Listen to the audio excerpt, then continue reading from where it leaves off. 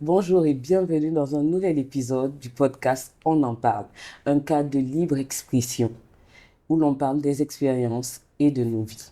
Je suis Anaïs et aujourd'hui on parlera du goumin. Le goumin, comme on le dit, c'est une expression ivoirienne née du nouchi qui désigne un lourd chagrin d'amour, une détresse morale et émotionnelle. Le goumin peut être vécu de manière très différente. Ça peut se passer dans l'amitié, ça peut se passer dans les relations qu'on a tous les jours avec les êtres humains et ça peut être en relation directe avec une personne, c'est-à-dire une relation amoureuse. Et aujourd'hui, je reçois Charles Anéant, maître de cérémonie et voix off et aussi acteur, et Apolline Minungu pour discuter du goumin. Donc, Charles, est-ce que tu as déjà vécu le goumin? Et si oui, à quel âge? Bonjour Anaïs, déjà merci pour l'occasion et la question. Bon, je pense que je l'ai déjà vécu, hein, un peu comme tout le monde, parce que faut être sans cœur pour ne pas avoir de chagrin en fait. Ok, Voilà. d'accord. Apolline, toi aussi, tu l'as déjà vécu? Oui, je l'ai déjà vécu comme tout le monde. Et avec mes ressentis et ma façon de vivre la chose, sinon que je l'ai déjà ressenti. Et c'était à quel âge? Mon premier goumet, c'était On parle du vrai goumin. le vrai goumet. Le pur. Oui. C'était un goumet amoureux, en Ok, griffe. ok, Et c'était à l'âge de 20 ans, si je peux dire. d'accord. Voilà. Tu te voyais faire ta vie avec la Voilà, personne? avec la personne. C'était mon premier amour et D'accord. tout et tout. Vie de mariage, les enfants et tout. Ah, tu te projetais? En fait, je me projetais avec la personne et tout. D'accord, Bon, c'était une illusion, comme on le dit. d'accord. Et du jour au lendemain, tu te rends compte que la personne n'est pas sérieuse. Ok, Voilà. La personne voit ailleurs. d'accord, Et bon, l'amour s'effrite du jour au lendemain. d'accord. Ma prochaine question fait suite à ça. Quelles sont les causes, généralement? Pour toi, Charles, qu'est-ce qui s'est passé? Qu'est-ce qui a amené à cette rupture-là? Parce que quand aussi on dit goumen, c'est que quelque part, on n'a pas forcément envie de se séparer. On tient toujours à la personne. Mais bon, il arrive des situations où on est obligé de se séparer. Oui. Qu'est-ce qui s'est passé? Waouh. Déjà, il faut que je te dise, hein, moi, j'ai pas vécu mon gourmet là comme tout le monde. Voilà, parce que pour moi, là, c'était un parachutage vraiment. Moi, franchement, moi, j'étais dans les airs, hein, voilà. Je pouvais pas imaginer, en fait, que du jour au lendemain, les choses allaient se casser. Et puis aussi, il faut ajouter que, en fait, moi, j'ai pas fait mon gourmet à l'âge normal comme tout le monde. D'accord. Tu vois. Mon grand amour est venu un peu trop tard. Je vais dire, bon, ça a vraiment pris du temps avant d'arriver. Figure-toi que c'est quand j'avais 27 ans.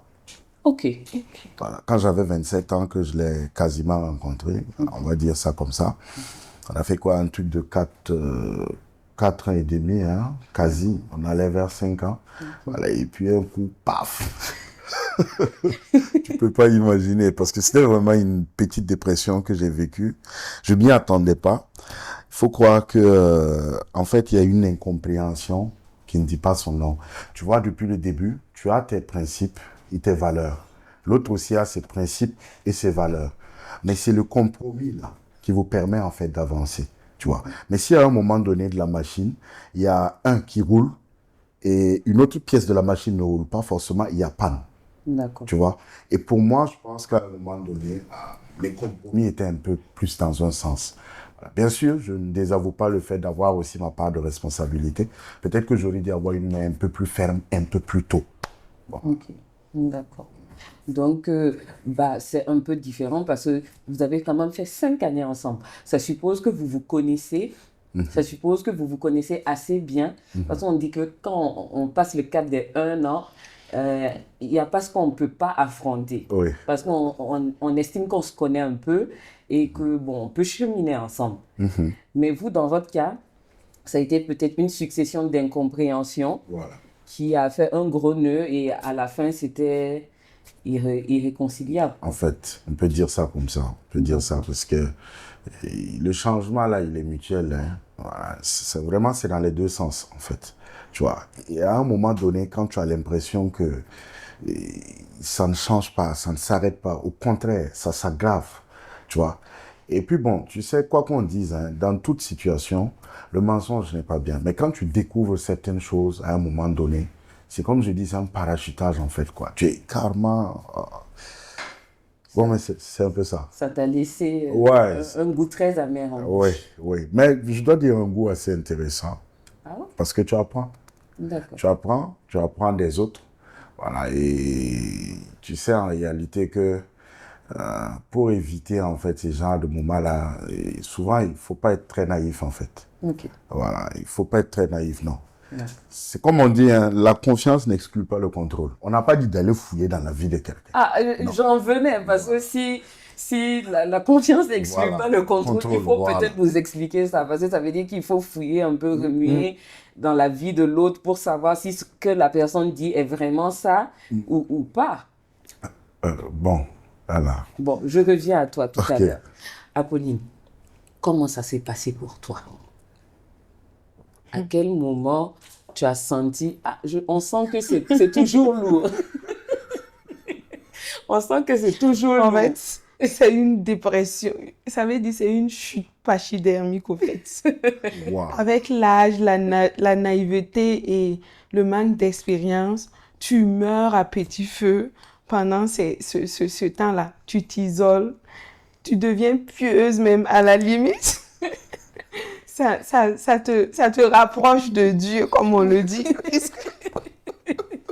Comme on le dit, franchement, c'est trop vilain à voir. En fait, à un certain moment, je me rappelle qu'un jour, j'étais tellement maigre que mon petit frère a vu, ça veut dire, j'avais fait des tresses comme je portais des perruques.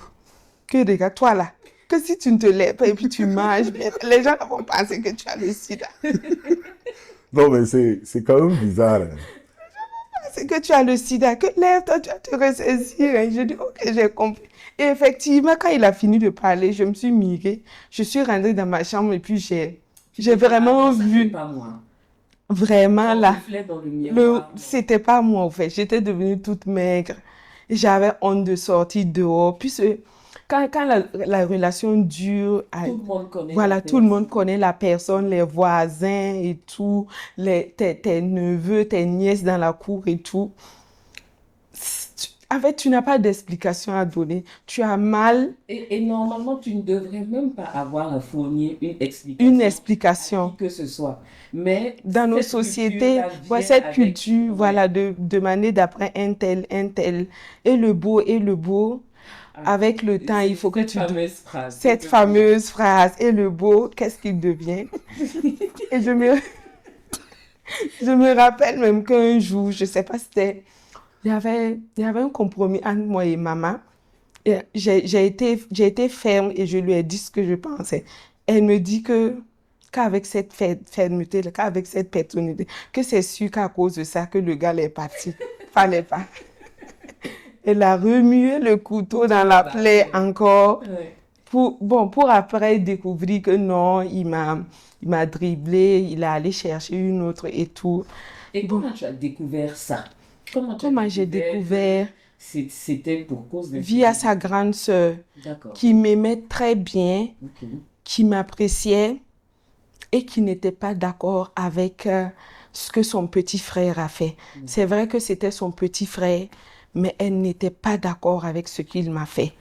À un moment, elle m'a dit non, de rendre grâce à Dieu, que vu tout ce que j'ai fait avec lui et ce qu'il me fait, car quelque part, souvent, les épreuves ne viennent pas nous détruire.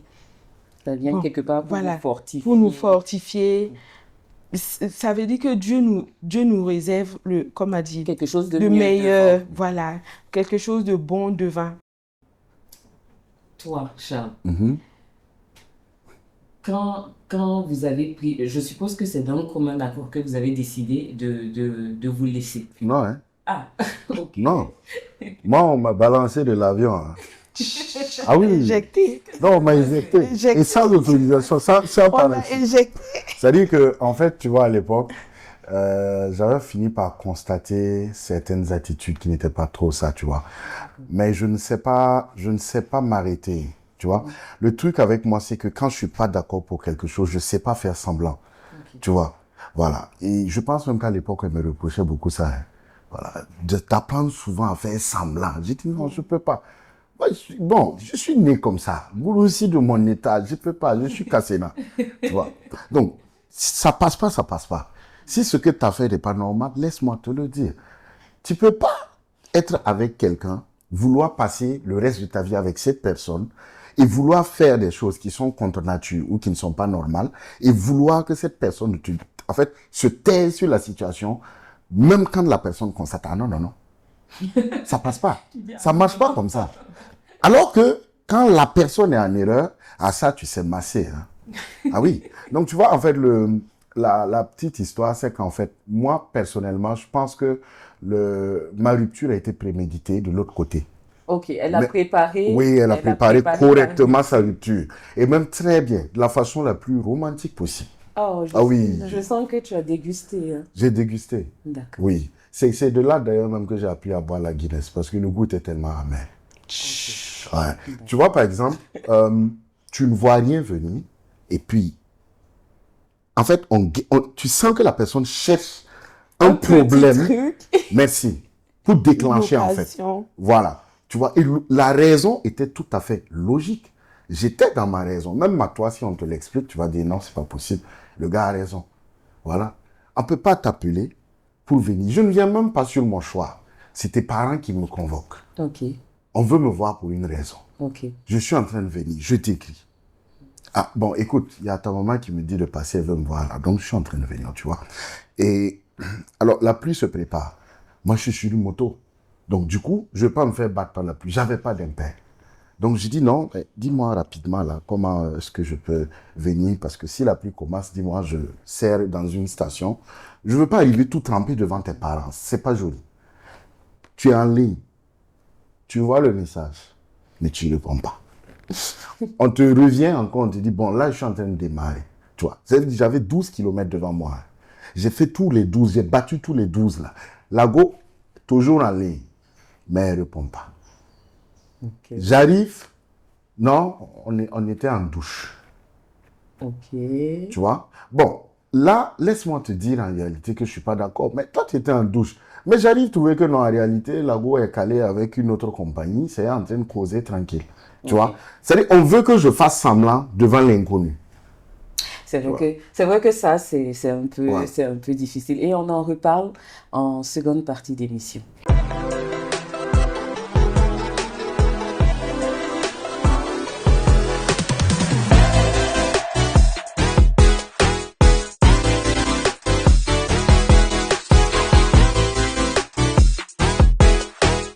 On est de retour, encore sur le même thème, le goumin.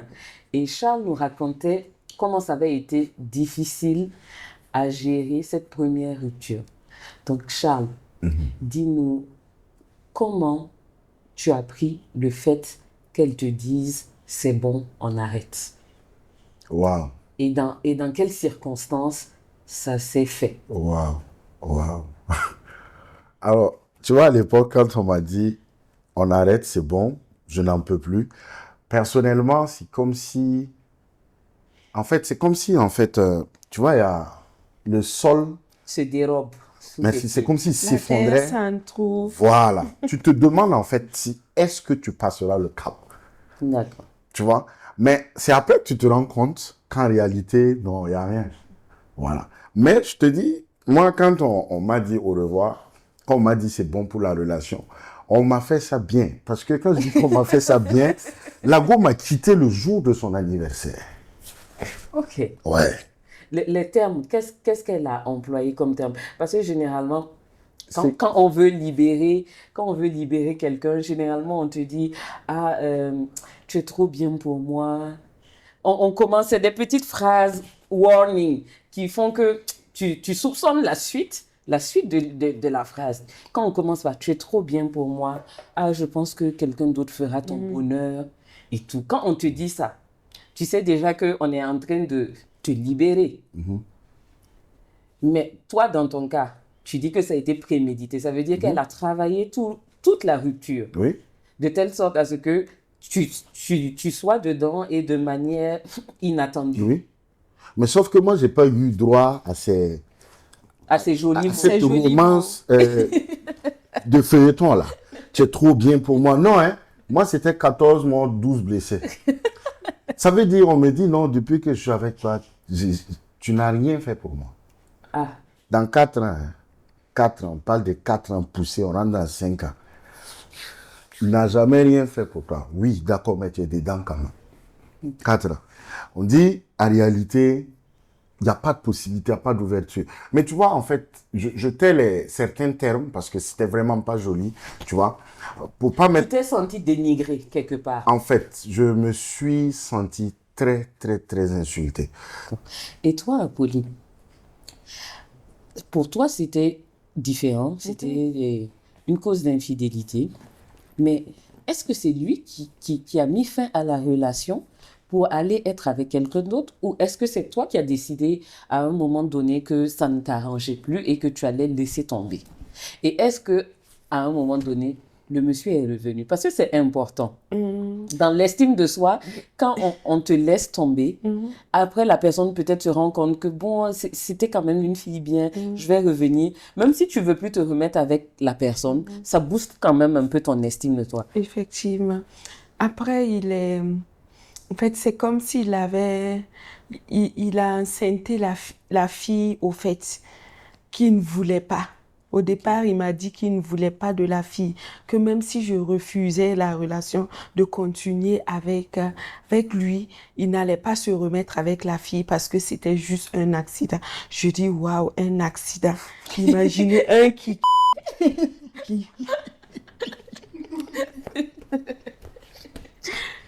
En fait, qui croyait quelque chose et paf, une grossesse. En fait, c'est ça un accident, en fait. Mais tout un système prémédité qu'on a préparé et tout jusqu'à ce qu'il y ait une fécondation et grossesse. Tu vas me parler d'accident. C'est pas possible. C'était un peu trop gros pour toi. En fait, c'était un peu trop... Il y a pas moyen. Donc, il a essayé pendant un temps à ce qu'on se remette ensemble et tout. Et j'ai refusé. Mais quand tu es partie, tu dis qu'il est revenu après, mais tu avais pris le temps. Combien de temps ça t'a pris pour guérir? Réellement. Parce qu'on dit qu'il n'y a pas une chose qui donne plus la foi que le gourmet. En fait. Que rapidement, on se retrouve dans les saintes écritures pour pouvoir penser un peu son cœur. Donc, est-ce que toi aussi, ça a raffermi ta foi? Oui, quelque part. Je te dis que je suis devenue pieuse, très pieuse. Le fait d'avoir tout donné là, pour me reconstruire, c'est un peu compliqué. Voilà, ça a pris du temps avant de me remettre. Voilà, plusieurs années même, je dirais. Ok, oui, d'accord. Contrairement à Charles qui a pris 3 mois à l'issue d'une relation de 4 ans, on va dire. Non, ça fait 3 mois. 3 mois pour pouvoir accepter. Non. Pour accepter la rupture? Oui. Non, c'était au-delà de 3 mois.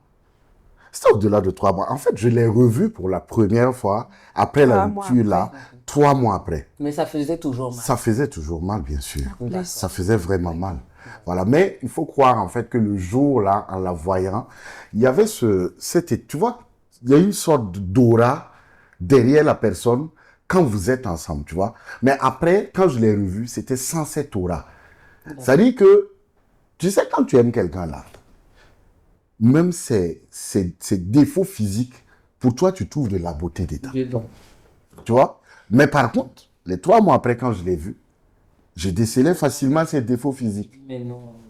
Donc, c'était elle comme ça. Pas si jolie que ça. En fait, au final, tu vois, voilà. Pas si En fait, voilà. Le mythe est tombé. Merci, le mythe était tombé, c'est le mot. En fait, c'est l'expression, en fait, voilà, tu vois. Moi, c'était beaucoup plus, on va dire, quasiment, j'ai fait un célibat tellement prolongé qu'à un moment donné, ma mère même m'a assis, me dit, mais attends, toi, c'est quoi ton problème? C'est fini de l'autre côté. On ne te comprend pas. Même ma famille, hein. Attends, tu attends qui? Ou bien tu attends quoi? Ou bien tu veux qu'elle revienne? Alors, j'ai dit, oh, moi, j'ai fait près de 2 ans dedans. de célibat, quasiment. 2 ans. Donc, c'est pour dire à quel point c'est intense. Voilà. Et ça amène ma prochaine et peut-être dernière question. Comment se soigner du gourmet?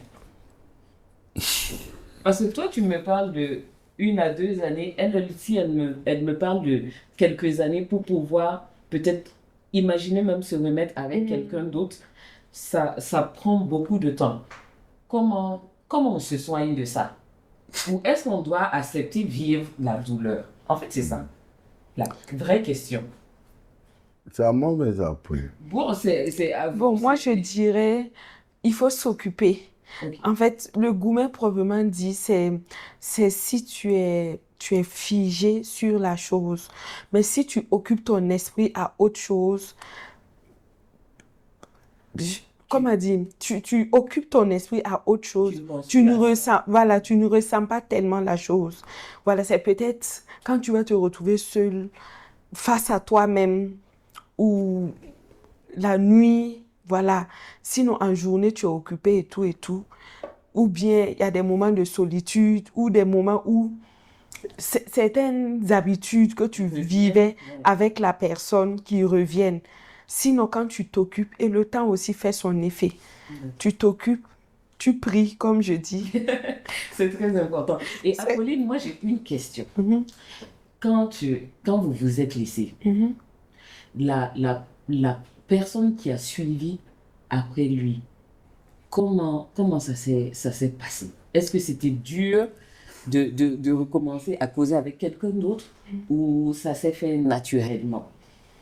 Naturellement, quand tu guéris, je me dis toujours aux gens de ne pas se mettre dans des relations pansement pour ne pas que ça soit une chaîne. Il faut toujours prendre son temps pour guérir. On a toute la vie pour ça. Quand tu prends ton temps pour guérir, tu redeviens la petite fille que tu étais qui avait ses rêves, ses ambitions et tout. C'est un regain au fait. Mais quand tu ne guéris pas, Et que tu avances dans une autre relation avec... Bon, c'est une relation avec des garde-fous, comme on le dit. Tu mets un pied et tu laisses l'autre dehors. Mais quand tu prends le temps de guérir, tu offres à l'autre une seconde chance de t'avoir comme tel que tu étais il y a peut-être 2 ans ou 3 ans. Avec une bonne aura. Avec une bonne aura. D'accord. Charles, pour toi, ça a été comment? Après les 3 mois où tu l'as revu et que l'aura avait disparu. Ça fait toujours mal. Comment on vit avec? Non, en fait, c'est ta question. Au départ, tu as posé la question à savoir si on guérit en fait le gourmet. En réalité, pour moi, on ne guérit pas le gourmet. Ok. Non, il faut apprendre à vivre avec. Tu comprends un peu ce que je veux dire? En fait, il faut accepter ce chagrin pour qu'il puisse faire son temps et partir. Mais il faut qu'on se dise quelque chose. Ça rend malade. Non, je suis... Ça fait comme si tu n'avais pas lu, comme si tu ne te retrouves pas. Non, une douleur, Tu ne te retrouves pas. je suis d'accord avec toi.